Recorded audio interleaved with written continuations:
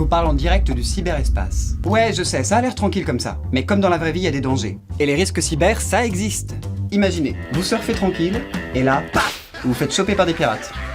T'as un smartphone, une tablette, un ordi, bon bah t'es concerné par les cyber-risques. Pas besoin d'être un geek. Vol d'informations pro et perso, de données bancaires, piratage de vos comptes sur les réseaux sociaux, usurpation d'identité.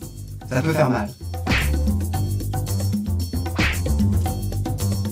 Pour commencer, la base. Un bon gros mot de passe. Utilisez des caractères variés et trouvez votre propre technique. Par exemple, celle des premières lettres. MGME1SK, point d'exclamation. Ma grand-mère est un serial killer. Facile à retenir, non? Mamie, je rigole. Dans tous les cas, utilisez des mots de passe différents. Un pour chacun de vos réseaux sociaux, un pour les comptes bancaires, un pour les mails, etc. Et si votre navigateur vous propose de les sauvegarder, répondez non.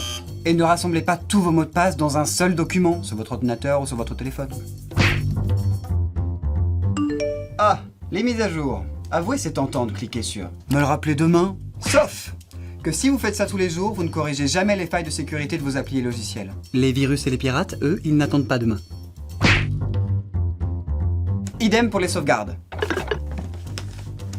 Même si ça prend du temps, faites-les le plus régulièrement possible sur un disque dur externe, avant qu'il ne soit trop tard. On dégage! Ça va? Pensez à séparer les usages. Tu as ta vie perso d'un côté et de l'autre, tu es salarié, étudiant, stagiaire. Surtout, jamais de données professionnelles sur un appareil perso. Et inversement. Le risque? Bah, les perdre. Ou te les faire voler, encore pire. Les clés USB par exemple. Elles peuvent contenir des fichiers infectés par un virus et contaminer tout un réseau informatique. Et encore plus, celles dont on ne connaît pas la provenance, hein. C'est aussi valable pour les boîtes mail, hein. Une adresse personnelle, une adresse professionnelle. On sépare. Les liens bizarres, les expéditeurs inconnus, et aussi les demandes incohérentes bourrées de fautes, ne cliquez pas, même si vous pensez connaître l'expéditeur. On appelle ça du phishing, ou hameçonnage, et ça peut faire très mal si on se fait avoir. En fait, ne répondez jamais par mail, ni par téléphone, à des demandes d'infos confidentielles. Comme vos coordonnées bancaires, vos mots de passe. Vérifiez aussi toujours l'adresse mail de l'expéditeur. En général, les entreprises et les organismes vous demandent pas de répondre par email. À la maison, avec votre propre Wi-Fi, veillez à ce que les réseaux soient protégés par une clé. Sinon, vous risqueriez de vous faire dérober des données si les gens s'y connectent à votre insu. Cette même connexion pourrait servir à effectuer des actions illégales en ligne.